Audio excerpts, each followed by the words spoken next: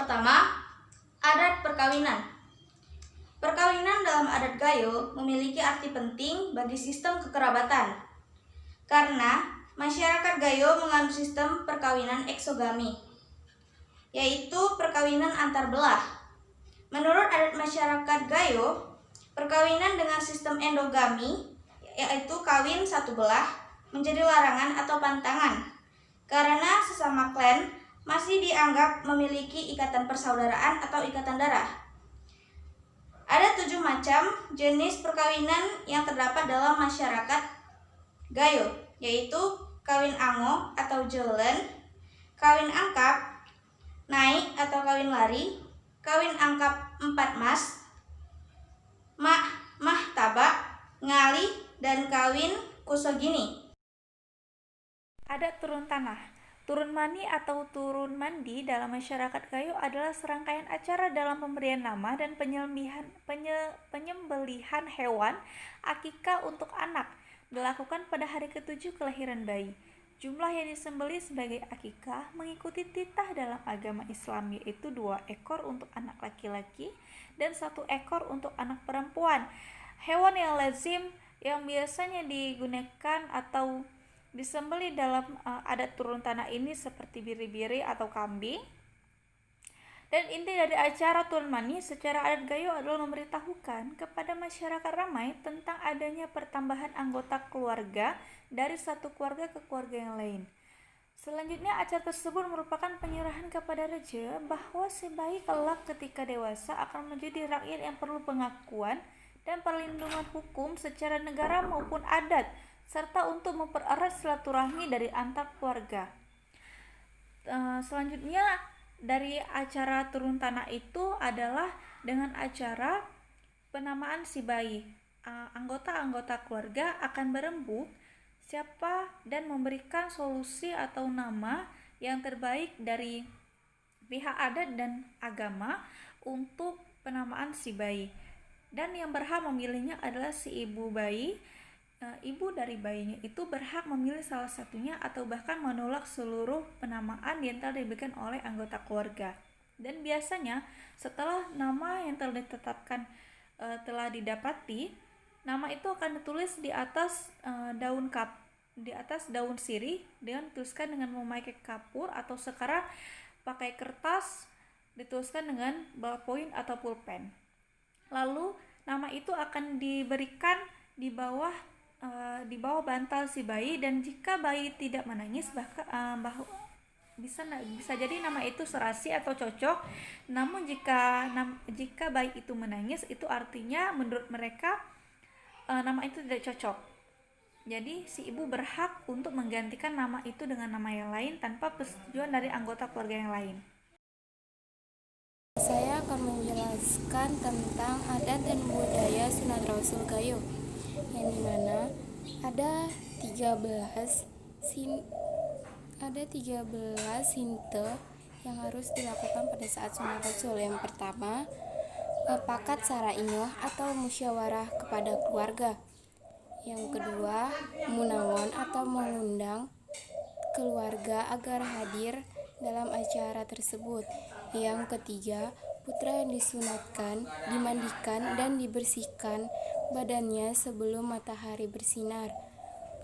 Yang keempat, menyiapkan tempat duduk bagi orang tua kakek dari pihak ayahnya dan ibunya.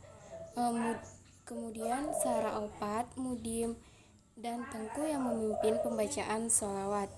Yang kelima, menyediakan tempat tidur anak yang akan dihitan. Yang keenam, menyediakan tabung atau berpucuk. Yang ketujuh, ibu dan nenek memakai pakaian lengkap.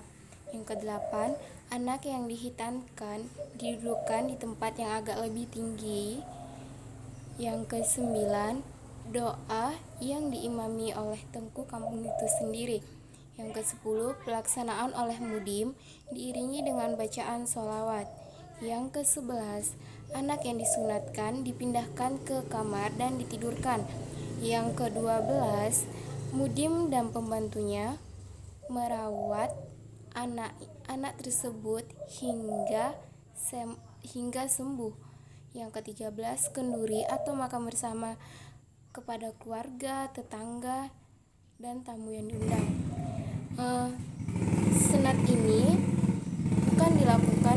Sunat Rasul ini bukan dilakukan hanya untuk anak laki-laki, tetapi anak perempuan juga perlu disunat, tetapi tidak dilaksanakan menurut tata cara sinte yang dilakukan untuk anak laki-laki tersebut. Baiklah, saya akan melanjutkan penjelasan dari teman saya, yaitu adat kematian. Dalam tradisi masyarakat Gayo, ketika ada seorang muslim meninggal dunia, maka pihak keluarga akan mengadakan selamatan kenduri di hari 44 atau Sawahlo. Dihadiri oleh keluarga dan tetangga untuk membacakan tahlilan dan doa. Keselamatan secara berjamaah yang dikodai oleh tengku imam atau orang yang dipercayai oleh keluarga yang disertai dengan jamuan makan bersama. Dalam hajatan di kenduri 44 hari ini, keluarga yang meninggal menyiapkan makanan terdiri dari 2 tahap, yaitu makan malam dan makan siang. Di sini saya akan menjelaskan adat dan budaya suku Gayo, yaitu tentang kenduri sawah. Di mana kenduri sawah adalah upacara tradisional yang sering dilakukan oleh masyarakat suku Gayo yang selalu berkaitan dengan mata pencaharian hidup, yaitu tentang pertanian. Dalam bidang pertanian, upacara dilakukan selalu dikaitkan dengan kepercayaan tertentu. Ketika hendak turun ke sawah, diadakan dulu kenduri ku ulonoi, di mana upacara tersebut dipimpin oleh namanya itu kejurun belang. Biasanya disertai dalam kegiatan membersihkan tali air secara bergotong royong. Pada waktu itu, oleh kejurun belang diumumkan saat mulai menyemai bibit, penanaman bibit padi untuk setiap musim tanam selalu dimulai pada petak sawah milik kejurun belang, dan kemudian baru diikuti oleh yang lainnya. Selesai panen diadakan lagi kenduri luas belang yang dimaksudkan untuk menyatakan rasa syukur atas karunia Tuhan. Saya ingin menjelaskan adat dan budaya kenduri Maulid yang ada di suku Gayo. Upacara keagamaan pada hari-hari Islam juga dirayakan loh, dimana seperti upacara Maulid Nabi sebagai upacara bersejarah bagi umat Islam yang dilakukan tiap tahun pada bulan Rabiul Awal. Oleh karena itu, bulan ini juga dikenal dengan nama bulan Maulud.